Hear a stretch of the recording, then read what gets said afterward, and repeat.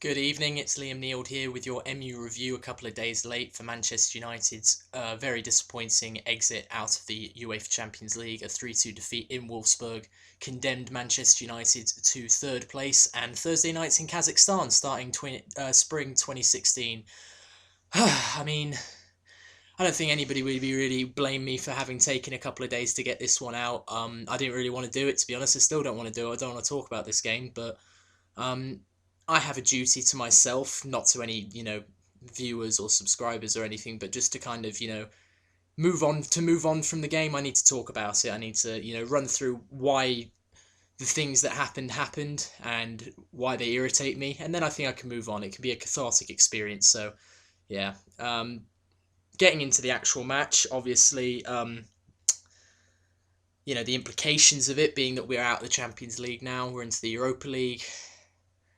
The less said about that, the better, really. Let's just try and talk about the actual game. I thought that in terms of attacking football, we actually looked a lot better, but to borrow a term from Doctor Who, we sort of reversed our polarity a bit. We, at the expense of our, fine defensive record, we became a more attacking side, and we shipped 3 goals, and I don't want to watch any of them back. The second goal especially was child's play.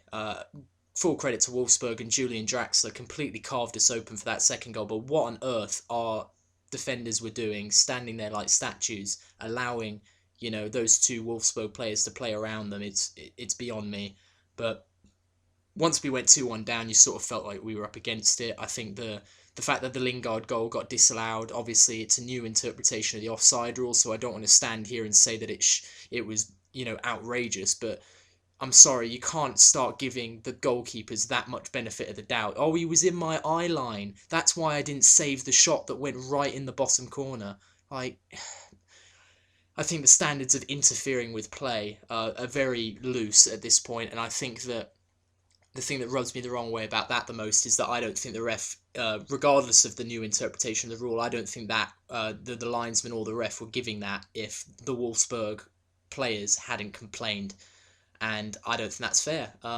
Right decision or wrong decision, the players on the pitch should not be able to influence the decision, whatever it may be. And I think they did in that situation. But, swings and roundabouts ultimately, because when we did get an equaliser, a really scrappy, own goal off of a corner, we then went and conceded a third, 20 seconds later. And then it was a really harrowing, afternoon for me. Mainly because, I was keeping an eye on the Suska result, and, we went 1-0 up. Great, we're going through. Got pegged back to 1-1, it's okay, we're still going through. Losing 2-1, okay, now we need to sort something out.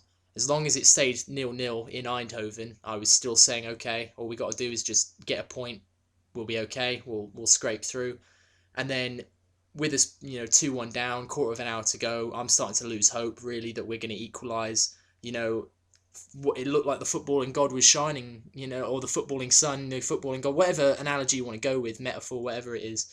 It looked like it was going our way when Moscow, scored in Eindhoven, put themselves 1-0 up. We could have gone through with a defeat, had that been the case. But in the space of about 30 seconds, it all went to shit, came back and went to shit again. Eindhoven equalised, which, dropped us right back into third place. Then we equalised, which put us back into second place.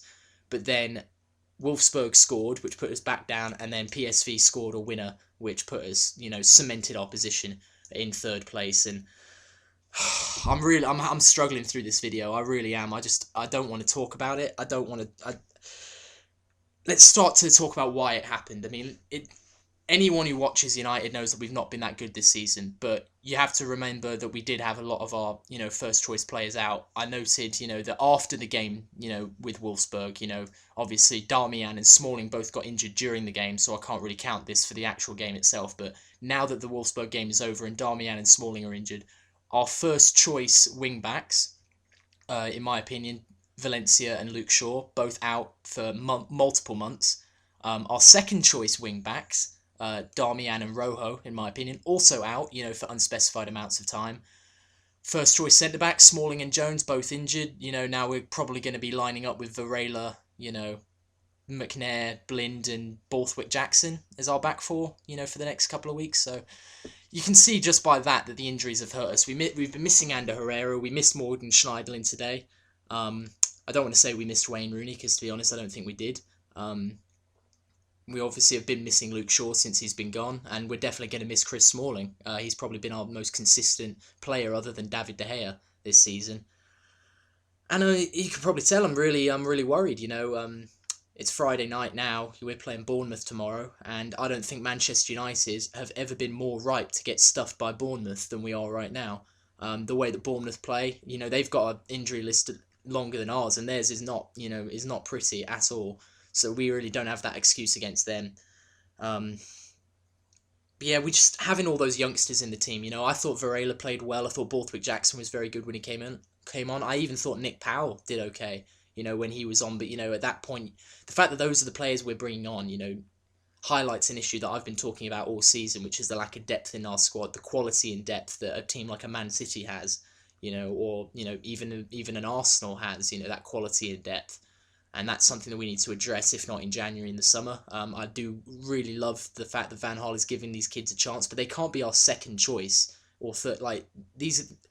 That's not the environment to bring youngsters into the side in, where they're literally just playing with their under-21 teammates in the Champions League against like the actual Wolfsburg, not the under-21 Wolfsburg. That's how it felt. We had 6 youngsters on the pitch, 6 players under the age of 22. And, that's great in the sense that, you want to have these young players, but you're not going to win football matches like that. I'm not going to be an Alan Hansen, because, I know you can win things with kids, but you don't win things because of the kids. You win things because of the experienced veterans around them who bring out the qualities in those kids and make up for their, deficiencies, which they're going to have because they're youngsters. And we don't have those figures in the team right now. I think our youngsters have been promising, have played well. Lingard's been great. Januzaj, obviously, before he went on loan, also been very good. Now we're seeing players like Pereira, Borthwick Jackson, Varela, who are coming into the team and putting in shifts. But we can't put the weight of Manchester United on their shoulders. They're young. We need these stalwarts. We need players like Wayne Rooney, Michael Carrick, Bastian Schweinsteiger, Morgan Schneiderlin, Ander Herrera. The list goes on. Chris Smalling, Phil Jones. Those are the players we need to step up and help those youngsters shine and help the team. And obviously having, a lot of players missing through injury forced our hand on those youngsters, and a lack of cohesion in the team is what ultimately resulted in us getting, fairly beaten by Wolfsburg. It was, it's our own fault that we've gone out. We really should have won it. We shouldn't have had to get a victory against Wolfsburg. We should have been qualified. We should have beaten PSV. And I've talked about that in the PSV review. That was where we really went out. We went out officially tonight. Yes, the opportunity was there, but it was always going to be difficult. PSV were there for the taking, and we should have taken our chances then. So it's only ourselves to blame. Obviously, we're in the Europa League now. Say what you want about it. It's a competition. It's an extra match every week. Obviously, players are going to feel it. And if we still have injury lists as long as the one that we have right now, when it comes time to play in the Europa League, we're going to struggle. Our squad's going to be stretched. But the Europa League is a prestigious competition. There are the teams that finish. You have to finish in the top 7, top 6 sometimes in the English league to get into the Europa League. Decent teams hang out there. Obviously, Manchester United don't like to hang out there, but that's where we're going to be. And I want to see us put up a fight. I want to see us show our qualities. We'll have to wait and see who we get in the draw, but I can't think of a team in the Europa League that we can't beat, that are better than us. I can't think of a team in the Europa League that is completely better than us. You could argue maybe, your Borussia Dortmunds or your Sevillas, but even then, I would say that we're on that level. We're not worse than Sevilla. We're not worse than Borussia Dortmund. We're about that level. So I think this is a competition that we can make a fist of, and we should try and win it, because the Premier League is looking like more and more of a rat race every week.